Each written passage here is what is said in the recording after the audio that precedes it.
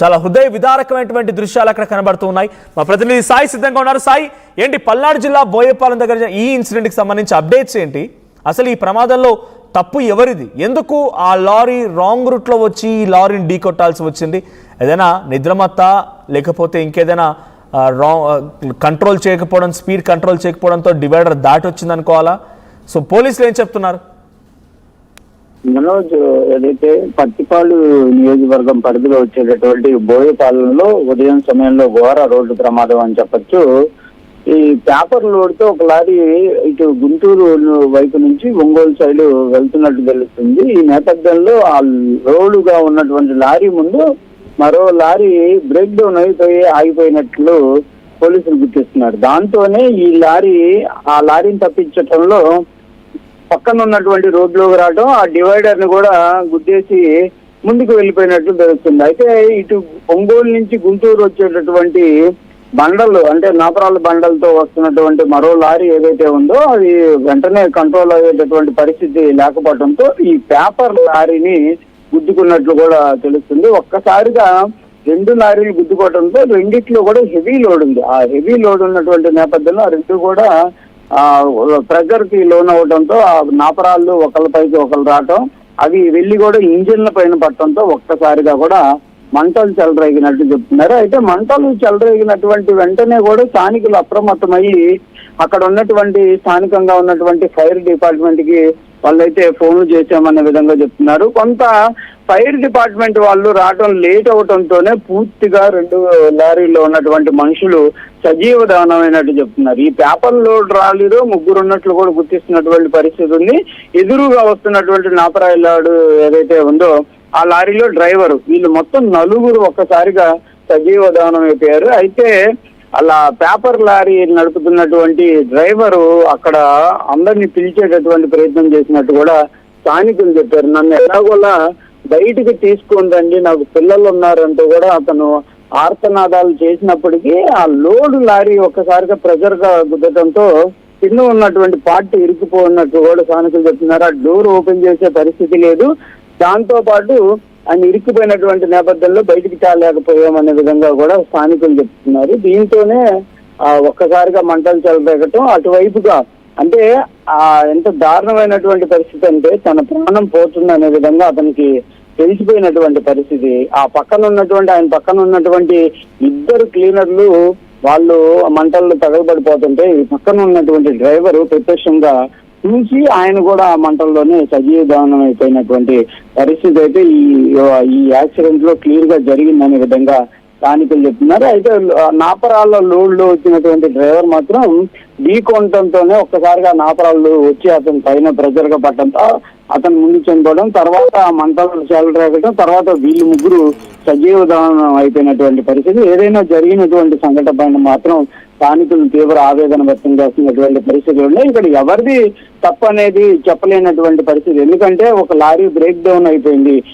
అతను రోడ్డు పైనే ఆపాల్సినటువంటి పరిస్థితుల్లో అతను రోడ్డు పైన ఆపడంతో ఈ పేపర్ లోడ్ రాడి స్పీడ్ గా వస్తున్నటువంటి ఇటువంటి సంఘటనల గల ప్రధాన కారణాలు రాంగ్ రూట్ లో రావడంతో పాటుగా రోడ్ల పైన ఎక్కడ పడితే అక్కడ ఈ లారీలు పార్క్ చేయడం కూడా ఓ ప్రమాదం. ఇక్కడ లారీ ఉండొచ్చు కానీ ఒక కారు వచ్చినా కూడా ఇదే ప్రమాదంలో చాలా మంది ఇంకా మరణాలు సంభవించి ఉండే. ఇక్కడ కూడా చాలా హృదయ విదారకమైనటువంటి సంఘటన, ఈ ప్రమాదంలో మరణాలు సంభవించాయి. Sorry for their loss. But ఆ లారీ ఎక్కడ పార్క్ చేసి ఉంది? నడి రోడ్డు మీద పార్క్ చేస్తుందా? దీనికి సపరేట్గా పార్కింగ్ లేబైస్ ఉంటూ ఉంటాయి హైవేల పైన. కొన్ని చోట్ల స్పెషల్ స్పాట్లు ఉంటాయి. ఇక్కడ సైడ్కి వాళ్ళు ఆపుకోవడానికి కానీ, సెరి తీయడానికి కానీ, వాడు పడుకోవడానికి కానీ, లేకుంటే ఏదైనా కుకింగ్ చేసుకొని వాళ్ళు అక్కడ తినడానికి కానీ అవకాశం ఉంటుంది. అటువంటి స్పాట్లో కాకుండా రోడ్ల పైన లారీలు ఎక్కడ పడితే అక్కడ ఆపడం కూడా ఈ ప్రమాదానికి కారణం అనుకోవాలా?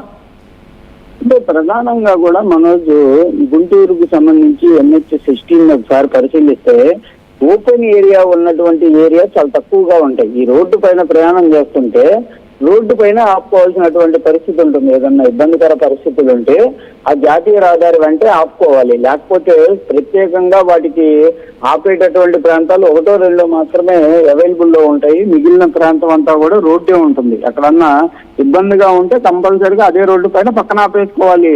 ఆ ఆపేటటువంటి సిచ్యువేషన్ లోనే అనేక ప్రమాదాలు గతంలో కూడా జరగడం జరిగింది.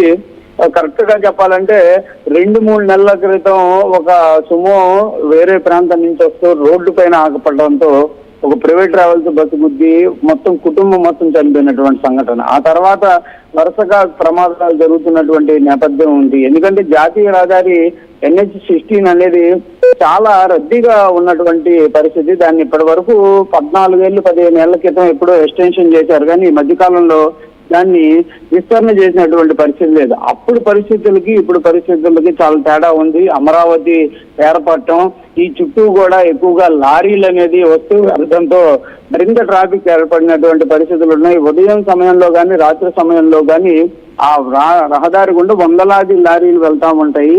జాతీయ రహదారి విస్తరణ కనుక జరిగి కొంత ఈ పార్కింగ్ ప్లేసులు ఇవి కూడా ఏర్పాటు, అంటే అత్యాధునికమైనటువంటి టెక్నాలజీ అనేది NH-16 కి అందుబాటులో లేదు అనే విధంగా చెప్పొచ్చు. ఎక్కడికక్కడ డేంజర్ సంబంధించినటువంటి ఇండికేషన్లు కానీ స్పీడ్ ఇండికేషన్లు కానీ ఇచ్చేటటువంటి జాతీయ రహదారిగా దాన్ని గుర్తించేటటువంటి పరిస్థితి లేదు. ఎప్పుడో జాతీయ రహదారి నిర్మాణం చేసినప్పుడు చేపట్టారు అంతే తప్ప ఆ తర్వాత వాటన్నిటిని కూడా సేఫ్టీ మెజర్మెంట్స్ అనేది క్లియర్ గా ఎక్కడ కనపడట్లేదు. దానివల్లే వరుస ప్రమాదాలు అనేది జాతీయ రహదారి 16 పైన జరుగుతున్నటువంటి పరిస్థితుల్లో ఇది ఒంగోలు దగ్గర స్టార్ట్ అయితే విజయవాడ ప్రస్తుతం వెస్ట్ బైపాస్ ఏదైతే ఉందో అక్కడ వరకు కనీసం బ్రేక్ కొట్టకుండా వెళ్ళిపోయేటటువంటి పరిస్థితులు ఉంటాయి. ఎందుకంటే జాతీయ రహదారి కింద ఉన్నటువంటి ఈ ఊర్లు కూడా కింద నుంచి వాళ్ళు వెళ్ళిపోతా ఉంటారు కాబట్టి ఎక్కడ కూడా బ్రేక్ కొట్టాల్సినటువంటి పరిస్థితులు ఉండవు. అతి వేగంగానే వాళ్ళు వెళ్ళేటటువంటి పరిస్థితులు ఉంటాయి. వేగ నియంత్రణ కోసం ఇప్పుడు లేటెస్ట్ గా ఏర్పాటు చేస్తున్నటువంటి స్పీడోమీటర్లు కానీ అవి కనిపించేటటువంటి పరిస్థితి ఎక్కడా కనిపించదు. దానివల్లే ఈ ప్రమాదాలు కూడా చోటు చేసుకుంటున్నట్టు తెలుస్తుంది. దాంతో పాటు కొంత అవగాహన లేకపోవడం కూడా క్లియర్ గా, అంటే జాతీయ రహదారిపై ఏదన్నా ఇబ్బందికర పరిస్థితులు వస్తే లారీని వెంటనే పక్కన ఆపాలి, లేకపోతే దానికి ఒక ఇండికేషన్లు చేసుకోవాలి అనేటటువంటి పరిస్థితి కొంతమంది డ్రైవర్లకి ఈ అవగాహన లేకపోవడం వల్ల కూడా ఇదంతా కూడా ప్రమాదాలు జరుగుతున్నాయి. ఏదైనా కూడా రోడ్డు ప్రమాదాలకు సంబంధించి అంటే బోయపాలెం ఇప్పుడు ఏదైతే యాక్సిడెంట్ అయిందో దానికి కొంచెం ముందు కూడా కారు ఒకటి ఆపడం, ఆ యువకులు చనిపోయినటువంటి సంఘటన కూడా జరిగినటువంటి పరిస్థితి. అంటే కిలోమీటర్ దూరం ఈ బోయపాలెంలో జరిగినటువంటి ఇన్సిడెంట్ కి యువకులు ఒక 4 చనిపోయిన ఇన్సిడెంట్ కి కిలోమీటర్ల పరిధిలోనే ఉంది. అంటే ఆ ఏరియా డేంజర్ గా మారుతున్నా కూడా ఎందుకు అధికారులు అప్రమత్తంగా ఉండట్లేదు? ఉదయం సమయంలో కంపల్సరిగా ఈ వాహనాలను అప్రమత్తం చేయాల్సినటువంటి పరిస్థితులు అయితే క్లియర్ గా కనిపిస్తున్నాయి. వాళ్ళు నిద్రమత్తులో ఉండొచ్చు, లేకపోతే అతివేగంతో వెళ్తూ ఉండొచ్చు. ఎందుకంటే ఉదయం సమయం అయిపోయేటప్పటికి కంపల్సరిగా వాళ్ళు ఈ జాతీయ రహదారి గుండానే వెళ్ళాలి, అంటే ఊర్లలోకి వెళ్ళేటటువంటి పరిస్థితులు ఉండవు. అందుకోసం వాళ్ళ గమ్యాన్ని చేరడానికి కొంత స్పీడ్ గా వెళ్ళేటటువంటి పరిస్థితులు చేస్తారు. మరి అలాంటప్పుడు వాళ్ళని అప్రమత్తం చేయాల్సినటువంటి అవసరం అయితే ఉంది. ఇదంతా కూడా జాతీయ రహదారి 16 పైన వరుస ప్రమాదాలు జరుగుతున్నాయి కాబట్టి కంపల్సరీగా అధికారులు అప్రమత్తంగా ఉండాలి. ఇంకోటి, ఆ ఇన్సిడెంట్ జరిగిన వెంటనే గనక 15 ఫ్రాక్షన్ ఆఫ్ నిమిషాల్లో గనక ఎవరైతే ఈ ఫైర్ అండ్ సేఫ్టీ వాళ్ళు కనుక రాగలిగితే ఒకళ్ళిద్దరన్నా బతికే వాళ్ళు అనే విధంగా స్థానికులు చెప్తున్నారు. వాళ్ళు రాలేనటువంటి నేపథ్యంలో పూర్తిగా దగ్ధం అయిపోయినట్లు కూడా చెప్తున్నటువంటి పరిస్థితి ఉంది. మరి అక్కడ ఎందుకు అవైలబుల్ గా లేదు? జాతీయ రహదారులకి కంపల్సరిగా ఈ ఫైర్ అండ్ సేఫ్టీకి సంబంధించినటువంటి మెజర్మెంట్స్ అందుబాటులో ఉండాలనే విధంగా కూడా చెప్తున్నటువంటి పరిస్థితుల్లో. ఇంకోటి, లారీల్లోనే ఈ సేఫ్టీకి సంబంధించినవి కంపల్సరిగా ఉండాలి. అవి లారీ డ్రైవర్లు ఎక్కడా కూడా మెయింటైన్ చేస్తున్నటువంటి పరిస్థితి లేదు. బస్సుల్ని అలర్ట్ చేస్తున్నటువంటి అధికారులు కంపల్సరిగా లారీల్లో కూడా ఈ ఫైర్ సేఫ్టీకి సంబంధించినటువంటి వాటిని ఉంచితే ఇలాంటి ప్రమాదాల్లో కొంత ఉపయోగపడేటటువంటి పరిస్థితి ఉంటుందనే విధంగా కూడా మాటలు వినిపిస్తున్నాయి. మనం థ్యాంక్ యూ సాయి. మొత్తంగా పల్నాడు జిల్లాలో బోయపాలెం నేషనల్ హైవే పైన 2 లారీలు ఢీ కొట్టి అగ్ని ప్రమాదం జరిగి ఆ అగ్ని ప్రమాదం 4